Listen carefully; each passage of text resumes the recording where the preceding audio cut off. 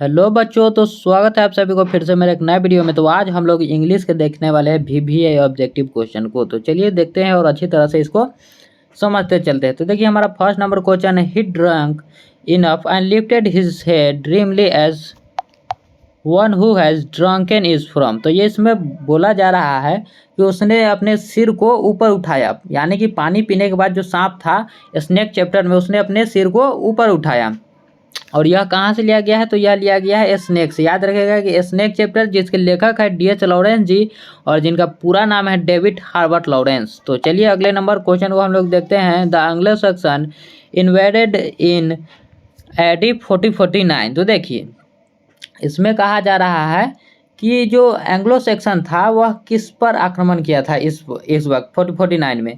तो वह किया था, किस पर किया था? तो हमारा यहाँ पर ऑप्शन हो जाएगा, क्या ब्रिटेन पर किया था, या फिर थाईलैंड पर, अमेरिका पर, या फिर जापान पर। तो हमारा यहाँ पर ऑप्शन हो जाएगा ए नंबर, यानी कि ब्रिटेन पर किया था, ब्रिटेन पर। तो चलिए हमारा अगला नंबर क्वेश्चन है, Wycliffe and Langland are writer of the period. जो वाइक्लिफ है और लैंगलैंड है वह जो है वह किस युग के लेखक थे, किस युग के? तो वह थे मिडिल इंग्लिश के। याद रखिएगा, मिडिल इंग्लिश के, मिडिल इंग्लिश पीरियड के वो लेखक थे। Macavity is said to mysterious because, Macavity जो है, मैकेविटी जो कि एक बिल्ली है, वह रहस्यमय है। लेकिन वह रहस्यमय क्यों है?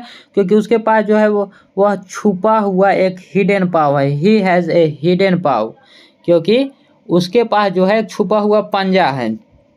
और देखिए यहाँ पर जो है Attic civilisation belongs to, Attic सभ्यता जो है वह किस देश की है? एटिक सभ्यता जो है वह किस देश की है? तो वह है ग्रीस का। याद रखिए, जो एटिक सभ्यता है वह है ग्रीस का, जो कि ऑप्शन नंबर बी में है हमारा। और सभी क्वेश्चनों को आप लोग आंसर कमेंट में लिखते चलिएगा। देखिए यहाँ पर छठा नंबर क्वेश्चन है, the past is not dead and static, it is alive and dash. यहाँ पर देखिए इसका मतलब है कि हमारा अतीत जो है वह मरा नहीं है, बल्कि वह स्थिर है और वह जीवित है और लगातार वह गतिशील है। तो यहाँ पर जब डॉक्टर जाकिर हुसैन जी के भाषण में आप बोलते हैं कि the past is not an static, it is alive and dynamic, क्योंकि वह अभी गतिशील है, वह जीवित है और वह गतिशील है। नानू काका open his silver snuff box and 2K। तो नानू काका जो है अपने जो सिल्वर स्नफ बॉक्स होते हैं उसको निकालते हैं, खोलते हैं, और उससे क्या करते हैं? तो एक पिंच, यानी कि एक चुटकी जो है वह सूंघने को लेते हैं, तो 2K पिंच। और Martin Luther King Junior wanted the Negroes to continue working with. तो मार्टिन लूथर किंग जो थे वह क्या चाहते थे? वह चाहते थे कि हम जो काम कर रहे हैं वह किस प्रकार करें? तो वो काम करना चाहते थे फैथफुली, यानी कि एकदम अहिंसा की तरह, अहिंसा में वो काम करना चाहते थे, फैथ में, एकदम शांति से।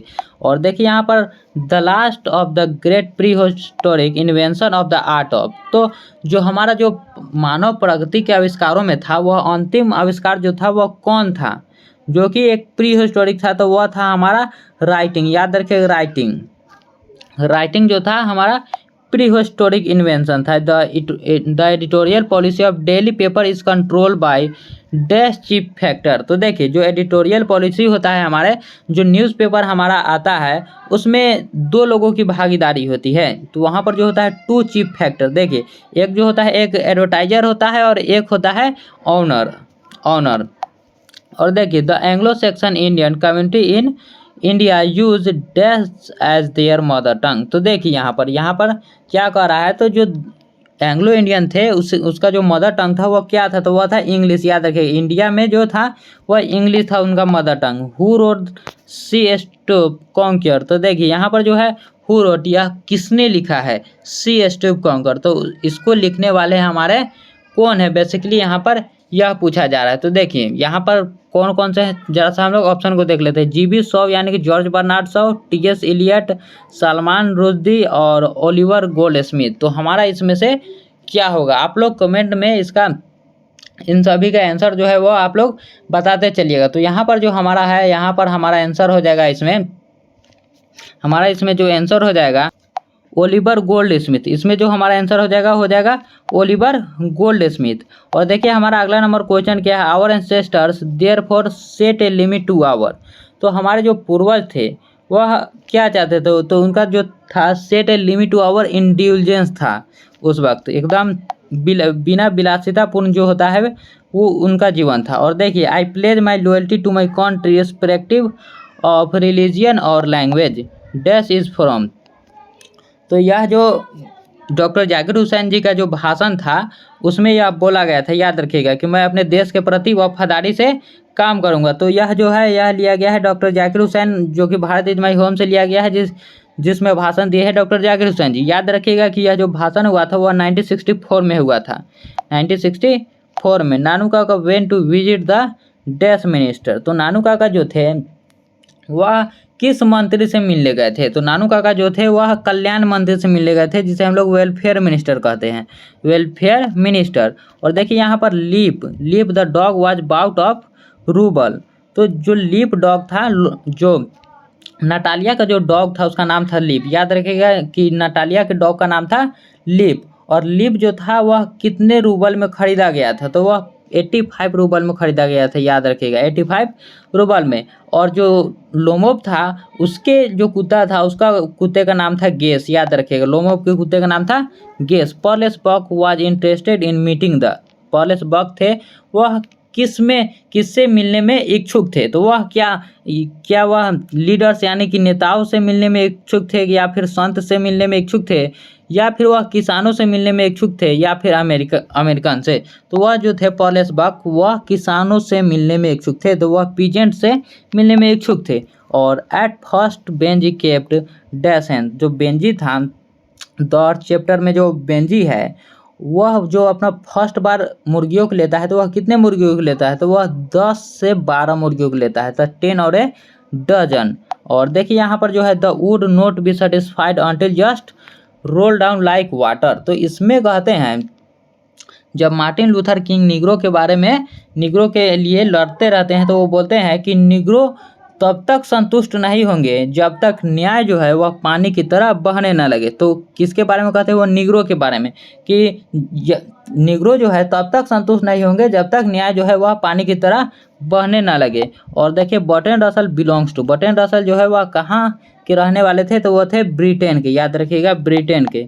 और डैश स्टूप एंड हाइडर्स और प्रोग्रेस। तो यहाँ पर जो कह रहा है कि हमारी प्रगति को कौन है जो रोकती और बाधित करती है, कौन है जो रोकती है और बाधित करती है, तो वह जो है पुअर्टी है। याद रखिएगा जो गरीबी है वही रोकती है। और dash was 12 year old and still at primary school. तो कौन है जो 12 साल का है और वह प्राइमरी स्कूल में पढ़ता है, तो जो द आर्टिस्ट चैप्टर के नायक जो है यानी कि सेबे, जिसे गॉड में बहुत ही इंटरेस्टेड है, जो गॉड में बहुत ही इंटरेस्टेड है, उसी के बारे में बात किया जा रहा है, जो जिसका नाम है सेबे। याद रखिएगा। और याद रखिएगा कि वह जापान का लड़का था। सेबे जो था वह जापान का लड़का था। Pearl S Buck ate her food in dash in an Indian village. तो पॉलेस बक वह जो है वह अब जब गांव में आते हैं तो वह कैसे खाते हैं, तो क्या वह लैडल से खाते हैं, या अपने हाथों से, या फिर चम्मच से, या फिर वह स्टिक से। तो वो अपने हाथों से खाते हैं। जब वह गांव आते हैं तो वो अपने हाथों से खाते हैं, जब भारत के गांव में वो आते हैं। और देखिए यहाँ पर है द थॉस्ट लॉस्ट एज सेस्ट इज फ्रॉम। तो यहाँ पर जो ओल्ड इंग्लिश है इसी से हम लोग समझ सकते हैं कि यह लिया गया है यहाँ पर sweetest love I do not गो से। यह जो लिया गया है वह sweetest love I do not गो से लिया गया है। ओल्ड इंग्लिश को देखकर ही हम लोग इसे बता सकते हैं। In series of memorable picture John kit exhibit the principle of dash in nature. तो इसमें बोलते हैं, यहाँ पर जो बोल रहे हैं यहाँ पर किसके बारे में, ब्यूटी के बारे में यह बताते हैं जॉन किट। याद रखें ब्यूटी के बारे में। The process and image of dash run through the poem the soldier. इसमें द सोल्जर के बारे में बताया गया है। तो द सोल्जर जो है वह कहाँ के बारे में है, तो वह जो है इंग्लैंड के बारे में। द सोल्जर जो है, जो रूपर्ट ब्रूक है, वह इंग्लैंड के बारे में चित्रित करते हैं, वहाँ के चीज़ों के बारे में। देखिए, how often I think of going there to peer those blind eyes of mid windows it is from. यहाँ पर जो है how often I think going there to peer through blind of windows. तो यह लिया गया है हमारा ग्रैंड मदर हाउस से। वह बोलती है, जो लेखक है कमला दास जी, वह बोलती है कि मैं सोचती हूँ वहाँ उस घर में जाने के लिए और उस खिड़की से देखने के लिए जहाँ मैं पहले रहा करती थी। और देखिए who wrote dash for every atom belongings to me as good belongs to you. तो यहाँ पर जो रूपर्ट ब्रूक जी है, रू यहाँ पर जो क्या बोल रहा है, who root for every atoms belongings to me as good belongs to you. तो यह जो है Walt Whitman song of myself में बोलते हैं कि जिस कण से मैं मिलकर बना हुआ हूँ उसी कण से तुम भी मिलकर बने हुए हो। तो यहाँ पर बोलते हैं वाल्ट विथमैन जी, याद रखिएगा, सॉन्ग ऑफ माई सेल्फ में। और यहाँ पर देखिए hoping to cease no till death, ये भी वाल्ट विथमैन ने बोला है सॉन्ग ऑफ माई सेल्फ में, hoping to cease no till death. और the English period is generally considered to be from AD 1150 से 1500 जो था वह किस पीरियड में आता था, तो वह जो था वह मिडिल इंग्लिश पीरियड में आता था, वह जो था मिडिल इंग्लिश पीरियड में। और Latin and dash were the two major influence on Old English. तो लैटिन एंड स्कैंडियम होगा, याद रखें, लैटिन एंड स्कैंडियम। और don't compare his journey of life date of the, तो जो जॉन डन थे sweetest law of I do not go में, वह किससे अपने आप को कंपेयर करते थे, तो उसमें कंपेयर करते हैं वो अपने आप को सन से, याद रखिएगा, सूरज से वह अपने आप को कंपेयर करते हैं। Who was the last oozing hour by hour is from, तो यह जो लिया गया है याद रखिएगा और टू ऑटम से लिया गया है कि वह उसमें से थोड़ा थोड़ा जो बूंदे जो है वह टपकती रहती है घंटों घंटों तक।